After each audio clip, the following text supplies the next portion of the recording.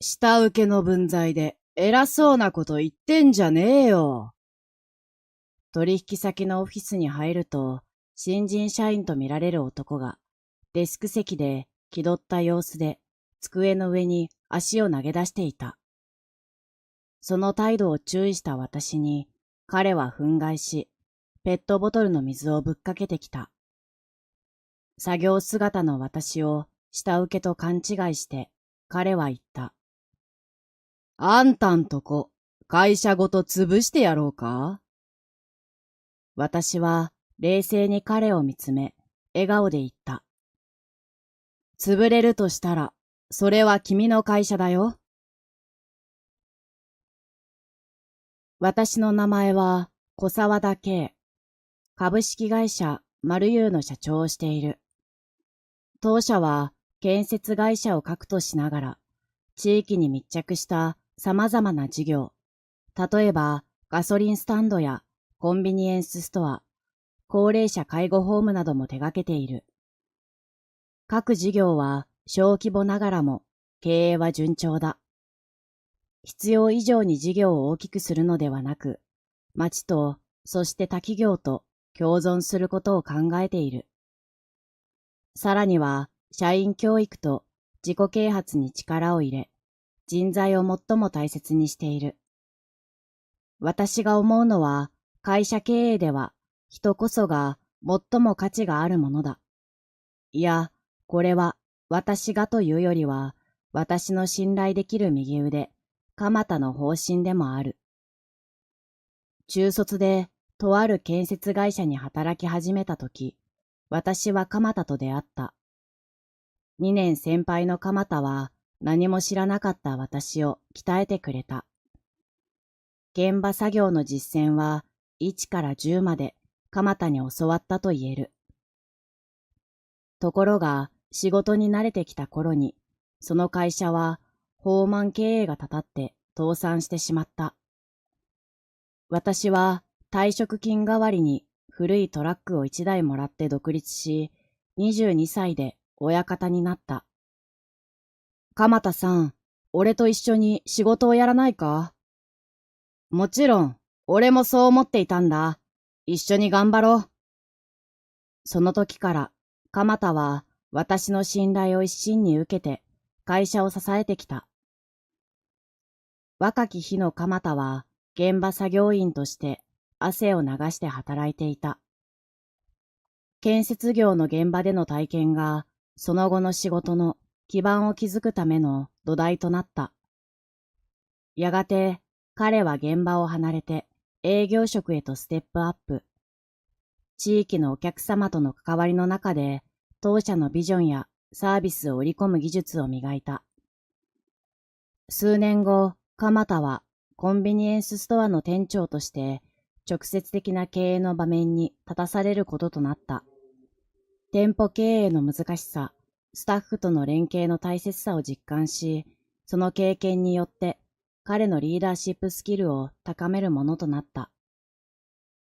店長としての彼の経験は、彼が経理部長としての新しい役職に就く上で非常に役立つこととなった。しかし、彼の輝きはそれだけにとどまらない。これまで彼が積み上げてきた様々な経歴は、当社の多岐にわたる事業の深い部分を理解する上での貴重なものとなっており、そのすべての経験が今の彼のキャリアを形成している。彼は数学の追求だけでなく、その多彩な経験を生かし、社員一人一人とのコミュニケーションを熱心に重視している。社員の心の健康や自己啓発にも気を使っている。そのため、鎌田はただの管理職というだけではなく、心温まる人間的な一面も持つ上司として、社員たちからの信頼も非常に厚い。十数年ほど前、業界全体が仕入れの高騰や人手不足のため厳しい状況に置かれたとき、多くの競合企業は事業撤退や業務縮小を選択した。しかし、私と鎌田は異なる策を採用した。さらなる地域密着型の事業展開と、従業員やその家族への福利厚生を強化し、結果として取引も人材も増えて危機を乗り越えた。その後も我々は二人で経営の前線で共に戦い続けた。そして鎌田は今、取締役として企業を支える一翼を担っている。25年の長きにわたる信頼関係は他の社員たちにも伝わり、みんなが鎌田を尊敬して日々の業務に取り組んでいる。私との絆もさることながら、彼の判断や行動は、彼がそれだけ多面的な視点を持っているかを示している。それが当社の強みとなっている。鎌田との共同作業は単にビジネスパートナー以上のものだった。我々は何度も意見の食い違いや困難な状況に直面したが、それを乗り越えることでお互いの信頼は一層深まった。鎌田の柔軟性や新しいアイディアに対する積極的な姿勢は我々の事業を新しい段階へと導いてくれた。ある時、新しい事業計画を進める際、多くの人々がその成功に疑念を抱いていた。しかし、鎌田はそのリスクをきちんと評価し、それでも前向きに取り組む姿勢を貫いた。彼のマネジメントと勇気は我々の会社全体を奮い立たせ、結果的には大きな成功を収めることができた。経営は時にリスクを冒す勇気も必要だ。彼はよく言っていた。そしてその言葉通り、彼の果敢な挑戦は企業をさらなる高みへと導いていった。その姿勢や行動力を見て、社員一同は日々刺激を受け、それぞれの役割で最善を尽くすよう努力している。鎌田の存在は、まさに当社の屋台骨とも言えるもので、彼と一緒に働くことの喜びと誇りを私は日々感じているのだ。ある日鎌田が1週間のリフレッシュ休暇を取得した。彼が長い間、一度も長期の休暇を取っていなかったことから、社員たちは彼の休暇を心から応援していた。私も鎌田がしっかりと休むことで、エネルギーを充填することを期待していた。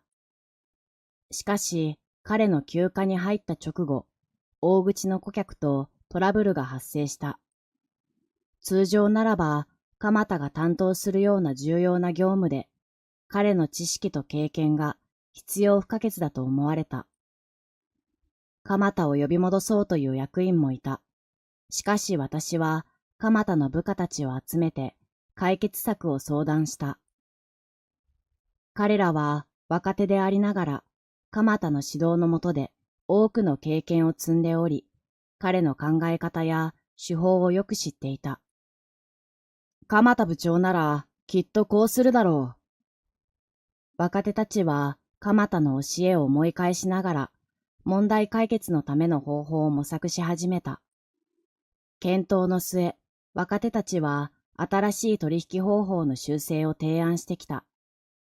この提案を実行することでトラブルは無事に解決した。日に焼けた鎌田が休暇から戻った際、彼は部下たちの活躍に感謝し、私に部下たちの成長を実感できた瞬間だったと語った。実は部下たちの提案は、鎌田が以前から考えていたものと同じ手法だった。このケースを通じて、鎌田の教育の成果と次世代のスタッフたちの可能性を感じることができた。ある日の朝のミーティングに、鎌田が突如として意見書を手に現れた。子育てや親族の介護をしている社員がもっと楽に働ける環境を整えたい。私は驚きの表情を浮かべながら彼の言葉を聞き入れた。鎌田は以前から社員の福利厚生に熱心であったが、このような提案は想定外だった。最近、私たちの会社には小さな子がいたり、要介護者の家族がいる社員が増えてきた。彼らが安心して働ける環境を提供することは、企業としての社会的な責任だと考えます。鎌田の提案を受け、私は彼に具体的な計画を立てるよう依頼した。数週間後、鎌田は詳細な計画書を私の前に持ってきた。それは当社の土地を活用して、社内保育園と高齢者ホームを立ち上げるというものだった。計画書には、鎌田の優しく深い考えが込められていることを感じた。彼は、社員が家族を近くに感じることで、より一層仕事に打ち込めると信じていた。彼の計画を社内で発表すると、多くの社員から賛同の声が上がった。そして準備を進める中で、地域の自治体や関連機関との関係も深まり、社内保育園と高齢者ホームのプロジェクトが実現した。今では当社の敷地内に明るい笑顔の子供たちや高齢者たちが集う場所が誕生した。社員たちも家族を近くに感じながら仕事に集中することができ、生産性や士気も向上。この新しい試みは社内外から高い評価を受けることとなった。私は鎌田に感謝の気持ちを伝えると、彼はにっこりと笑って、これも一緒に働く仲間たちのためを思えば、私たちの会社がまさに家族のように支え合える場所となることを願っています。と答えた。そんな日常が続いていた中、予期せぬことが起きた。その日、朝のミーティングで、鎌田が意見を述べた。社長、視察だけではなく、たまには現場の仕事を体験してみることで、さらなる理解と信頼を築くことができると思いますよ。私は彼の言葉を受け入れ、実際の現場作業に加わることを決意した。ミーティングが終わると、私は部屋でスーツを脱ぎ、作業着に着替えた。そして車で建設現場に向かった。風が土ぼこりを舞い上げ、工事機械の高い音が響き渡る。職人さんたちが大声で安全を確認し、真剣な眼差しで作業を進めていた。久しぶりに現場の空気を感じると、私の胸は高鳴った。お、社長、久しぶりですね。と、あるベテランの職人さんが笑顔で声をかけてきた。そうだね。久しぶりに、こうして現場に来て汗を流すのは楽しいよ。と、私が答えると、職人さんたちは笑顔でうなずいた。私は新型の建設機械の運用を見学し、さらには少し手を動かしてみた。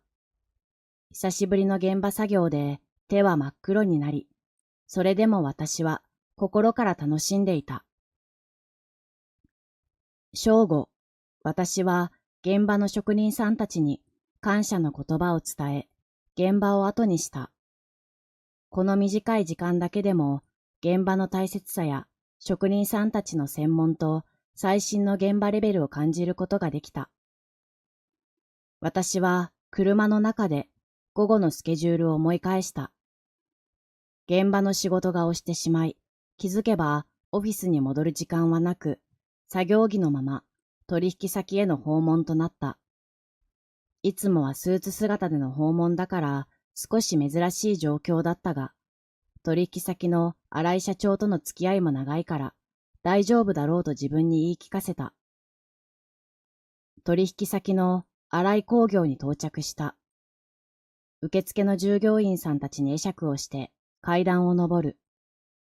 2階の事務所に入ると初めて会う若者がデスク席に座っていた。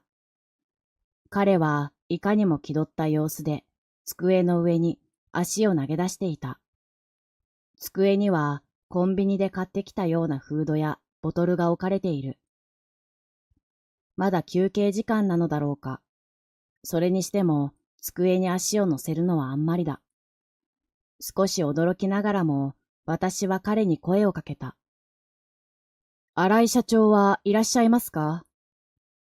私は静かに質問した。彼はちらりと私を見ると、ぶっきらぼうに答えた。今はいないよ。そして彼は手の中のスマホを見続けていた。私は困惑したが、深く息を吐いてから丁寧に話した。そうですか。1時半にお約束をしていた、丸優の小沢田と申しますが。誰だか知らないけど、いないものはいないよ。私は語気を強めて話した。それと、人が話をしているときに、机に足を置くのはやめてください。私がそう言った途端、彼は憤慨し、大きな声を出した。下請けの分際で偉そうに。手元のペットボトルをつかむと、私に向けて水をかけてきた。私は驚き、顔を手で塞いだ。服の袖から腹のあたりまで服が濡れたのが分かった。彼はさらに、あんたんとこ、会社ごと潰してやろうかと脅してきた。彼は得意そうな笑みを浮かべていた。来客を見た目や服装で軽蔑する社員がのさばっている。そんな会社の未来は暗いだろうと感じた。私は冷静に彼を見つめ、笑顔で言った。潰れるとしたら、それは君の会社だよ。新井と名乗った若い社員は、何を言ってるんだ、おっさん。と声を上げた。続けて、私は新井だ。ここの社長の息子だぞ。と自らの身分を明かす。そこで部屋の扉が開く。新井社長が帰ってきた。ああ、小沢田社長、遅くなりました。いつもお世話になっております。新井社長が丁寧に挨拶をする。しかし、私の気持ちは石のように固まっていた。私に水をかけた青年に自分の真の姿を明かした。丸優で社長をしている小沢田だ。今日の私は作業服姿で、一見するとそうは見えなかったのだろう。彼は私をただの下請け企業の一員とみなしていたが、実際には彼らが下請けの立場であり、私こそが元請けの社長だった。新井工業との取引は、ある協力会社の会長の紹介で始まったもの。これもご縁かと思い、いくつかの仕事を注文した。だが、当社が受けた印象は、必ずしも良いものではなかった。彼らの仕事は悪くはないが、一方で、従業員の規律や態度には疑問を感じていた。結果として私は、自らの身分を隠すことで、この会社の真の姿を見極めることができた。青年は慌てて机から足を下ろした。しかし、すでに遅い。私は応接室に招かれた。ソファーで座って待っていると、廊下で新井社長が大声で息子を叱っているのが聞こえてきた。やがて彼らも応接室に入ってきて、深々と頭を下げた。この度は、うちの息子が本当に失礼なことを。向こうの女性社員の方がお茶を持ってきてくれたが、いただく気分にはなれなかった。私は社長と青年の顔を交互に見てから告げた。新井社長、本日限りで全ての発注を中止します。新井社長が震えながら言う。じゃあ10億の契約、全部中止ということですか？新井社長と横にいた新井青年は顔面蒼白となった。ちょっとお待ちください、小沢田社長。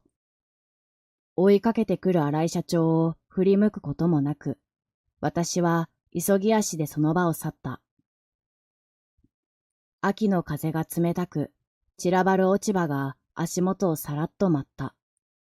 街の木々は紅葉しており、どこか寂しげな雰囲気が広がっていた。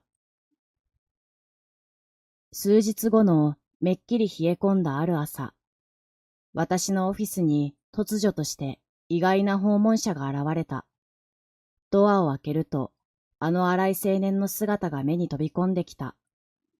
彼はオフィスの玄関で頭を地面につけるほどの深々とした土下座をして、涙を浮かべながら謝罪の言葉を述べていた。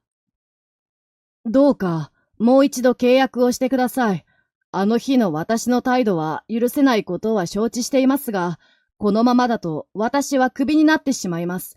どうか、どうか。謝罪のつもりで来ているのに、自分のことばかりを話すとはどういうつもりなのだろう。しかし、私の決意は変わらなかった。企業の姿勢と社員の態度は一体であり、一度なくした信頼を取り戻すのは簡単なことではない。彼の熱心な頼みにも、私は断固として耳を貸さなかった。その時、鎌田が一歩前に踏み出し、荒い青年に言葉を投げかけた。私も状況は聞きました。しかし、これはあなた自身が招いた結果です。次回からは相手を侮らない、誠実な態度でことに当たってください。それがあなたのためになるでしょう。荒い青年は言葉を失い、長い間頭を下げていた。しかし、結局、それ以上は何も言えるわけでもなく、やがて静かに帰っていった。やれやれと私がつぶやくと、鎌田がにっこり笑いながら言った。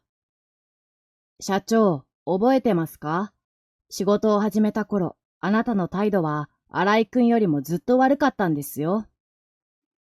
あの頃は挨拶もろくにできなかったしな。私も思い出して笑った。現場に明け暮れていたからな。命がけで。はい。そういう環境だと、つい言葉遣いも乱暴になっちゃうんだよ。私は苦笑しながら返した。会社を立ち上げた時期の話になると、鎌田の話はちょっと冗談っぽくなるけど、本当に楽しそうに話してくれる。鎌田と私は、お互いの失敗や成長の歴史を共有してきた数少ない仲間。その強い絆のおかげで、過去の過ちも軽く笑い飛ばせる。私たちの関係は多くの経験を共にしてきた結果、深まってきたもの。お互いを完全に理解しているからこそ、過去を振り返りながら心から笑うことができる。噂によると、荒井青年はその後、荒井工業を退職したらしい。おそらく、当社との契約を失った責任を取らされたのだろう。だが、信じられないことに、彼は再び私の前に姿を現した。彼は履歴書を持参して、私たちのオフィスにやってきた。社長、あなたが様々な事業を手掛けているのは知っています。どこかの会社で僕を雇ってくれませんか？彼のずうずうしさに驚いたが、その非常識さにも呆れてしまった。この際ですから、ガソリンスタンドやコンビニでも我慢しますよ。相変わらず自分のことしか話さない男だ。申し訳ないが、それはありえない。と、私は彼の要望を断った。君は当社で働くには適性が欠けている。ところが、彼は何度も食い下がってきた。ついには鎌田が彼に向かって怒り、厳しい声で言った。我々が来客に水を浴びせるような君のようなゲスを採用すると思っているのか？彼は驚き、そして恥ずかしさで顔色が一変した。彼は言葉もなく、ただ口を震わせていた。私たちの社員も静かにその場を見守っていた。彼はうなだれると、言葉もなくその場を去った。私と鎌田は彼の後ろ姿を見ながら、彼の行動や態度に苦笑した。それから数日後、外は枯れ葉が舞い、風が窓に冷たく当たるようになった。今日は会社の特別な日、社内研修の日だ。社員や役員で満員の研修所は期待感で満ちていた。今回のゲスト講師は多くの人々に知られる著名な僧侶であった。大切なのは偏見なく物事を受け入れること。また、この世のすべてのものや人が関わり合い、つながっていると思うことです。すべてが時とともに変わっていくからこそ、一期一会の出会いを大切にしましょう。仕事や家族、友達との関係の一つ一つを心を込めて丁寧に大事にするのです。すべてが縁起でつながっていると思えば、他の人たちにも優しくすることができます。いろいろな縁によって私たちは生かされているのです。毎日を大切に生きて、自分だけでなく、周りの人を思いやり、他の人たちのことも考えると、執着を手放すことになります。僧侶の話が終わった後、会場は瞑想の時間になった。部屋には静寂が広がり、息の根だけが聞こえた。外からの風の音も、この静かな時間を特別に感じさせた。この少しの時間、みんなは日常の忙しさから離れることができた。研修が終わっても、会場はしばらくの間、厳かな空気に包まれていた。鎌田、ちょっとこっちに来てくれるか？私は彼を休憩コーナーへ誘った。大きなガラス窓の向こうには池があり、その水面には冬の落ち葉が散らばっていた。私は鎌田に、今日の話はなかなか深かったな、と小さな声で言った。鎌田はうなずきながら返した。本当に、特に縁について、人との関わり方や思う時の大切さについて改めて考えさせられたな。しばらくの沈黙の後、私は目を閉じて言った。今日のこと、私たちの日常や仕事にどう生かしていけるか考えたい。鎌田は目を輝かせて答えた。同感だ、社長。私たちの会社は数字や成果だけじゃなく、人間としての深い部分で成長していくべきだと思う。今日の教えを経営や私生活に取り入れていこう。私は鎌田の目をまっすぐ見つめていった。それが真の経営だね。お互い支え合い、この考えを共有し、より良い方向へと導いていこう。とりあえず、社内保育園と高齢者ホームの拡充が課題となります。もちろん、すぐに始めてくれ。頼みます。窓の外は冬の太陽が傾きつつあった。それを眺めながら私たちは共に新たな誓いを立てた。